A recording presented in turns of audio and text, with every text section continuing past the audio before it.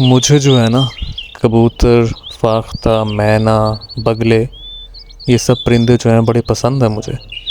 लेकिन जब ये गाड़ी के ऊपर बीठे करते हैं ना, तो तब जो है ना मुझे ये बिल्कुल भी ना अच्छे नहीं लगते मुझे ये तुमने बीठे करनी है यार, तुम किसी खुले मैदान में जाके करो ना। तुम्हें मेरी गाड़ी मिली है, ठीक है गाड़ी कोई बहुत साफ़ सुथरी नहीं है, लेकिन इसका मतलब ये तो नहीं कि तुम मेरी गाड़ी के ऊपर आके बीठे करोगे।